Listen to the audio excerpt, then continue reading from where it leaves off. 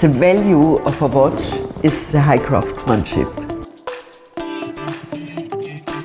The construction of a simple but mechanical perfect watch.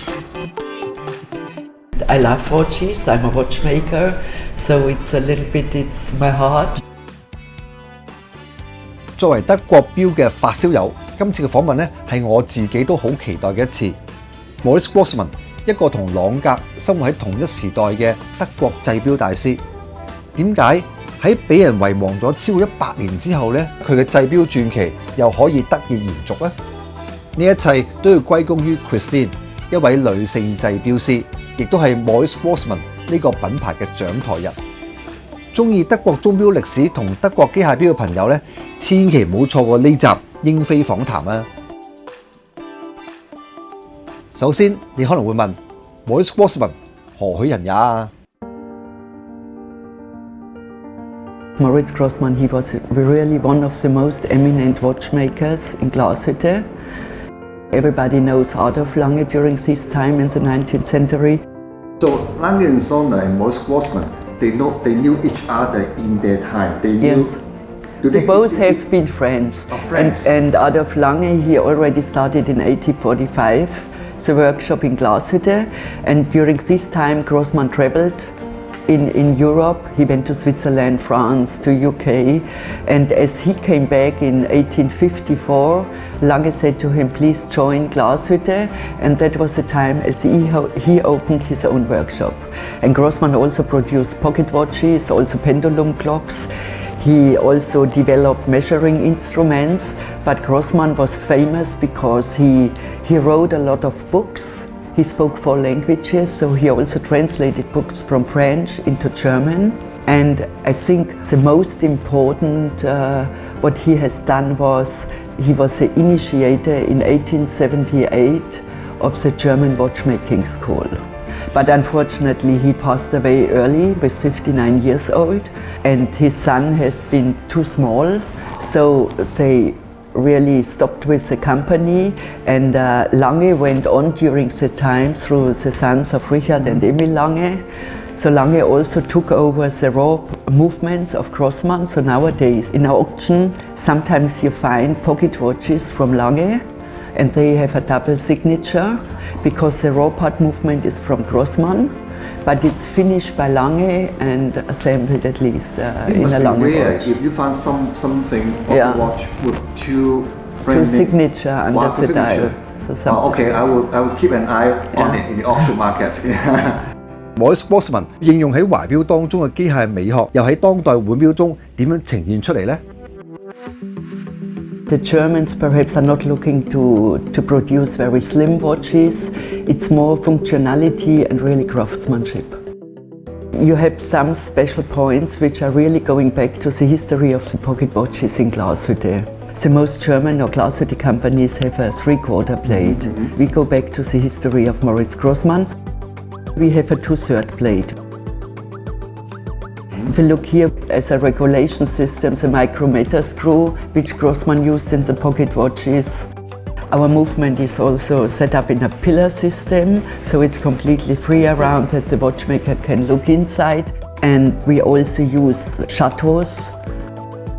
呢個黃金套筒係因為凸起咗，而其他德國錶黃金套筒咧係平嘅。將個寶石攞出嚟嘅時候，無論係清潔又好，去 replace 佢都好咧，唔容易咧對個橋板咧造成損傷。仲要留意下啦，佢個手工挑花我覺得好正嘅。喺現代錶嚟講咧，好多錶都會做 engraving， 不過用 laser 去做，但呢個品牌用手工挑花。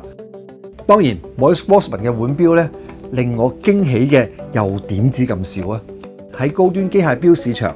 呢個品牌嘅看家本領仲有啲乜嘢呢？ Grossmann is we are independent brand, so it's a little bit difficult sometimes.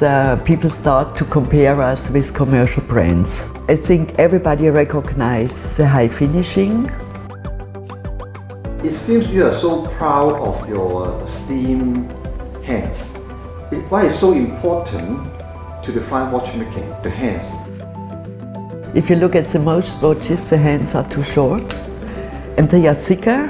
And if you have these details and precise watchmaking, you also should show it on the dial, because if you are wearing your wristwatch, you don't look at the movement which is behind, but you have the view on the dial. And if you see already the very slim and fine hands, you see every day the very high watchmaking.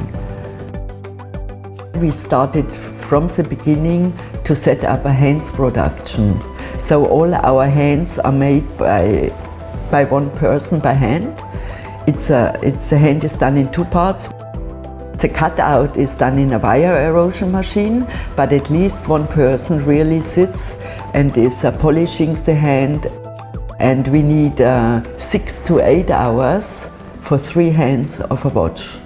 But you can see it if you look at our watches. We have very slim hands, yes. The most finest, I think, in the watch business.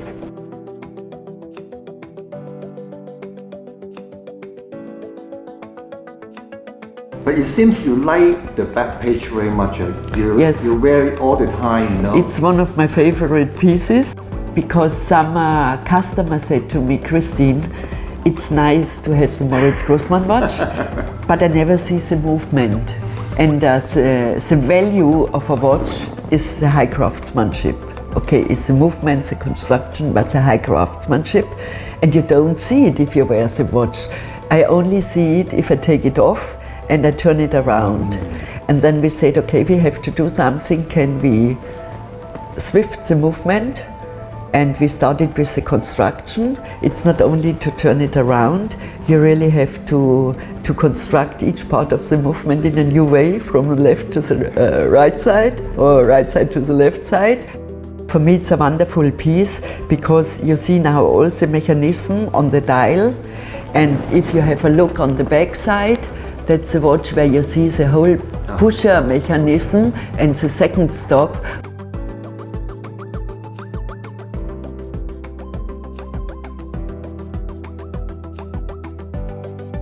Which is normally hidden under the dial, and you don't see it, so you really have both sides in a wonderful view. And I like it very much. Yeah, I like it also. 佢個 balance clock 個 engraving 啦，係特別做得好深好 detail 嘅，係好賞心悅目嘅。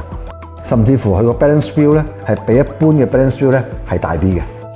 It was a wish of mine that we could install a big balance in our Benno movement. I can tell. It's a 14.2 millimeter because also in Glashütte everybody has a smaller balance. And I thought I would like really to have a frequency of 18,000, a big balance, and if you wear the watch, you have to listen and you have to hear the heart beating of the movement. But that's, it's watchmaker emotions are coming out. 呢刻我突然明白咗 Christine 對製錶工藝嘅深入了解同敏鋭嘅感知力，我都好奇嘅，一位女性點樣會走入呢個男性為主嘅鐘錶世界呢？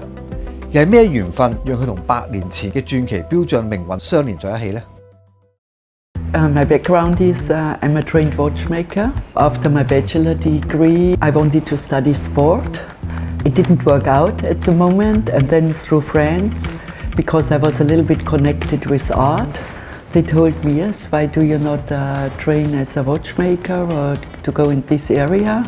And I started the apprenticeship, and I really loved it because I could restore a lot of old watches, also pendulum clocks, and I really enjoyed it very much, and that was the really beginning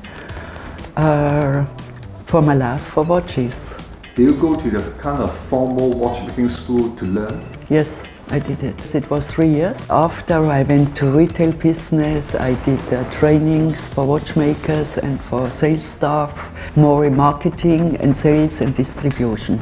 You know everything in every aspect in the watchmaking industry. Yeah, more or less. And today it's nice because I think everything I have done in the last 20 years or 30 years, it's connected now with Moritz Grossmann. Why you established the brand in 2008?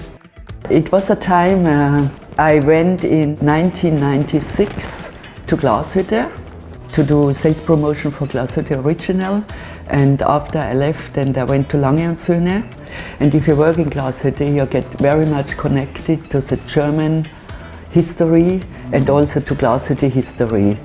I recognize the name Moritz Grossmann from the history, And I thought, okay, nobody did a protection of the name rights. And I really thought it was a dream in my mind, a vision came up to revitalize the heritage of him again.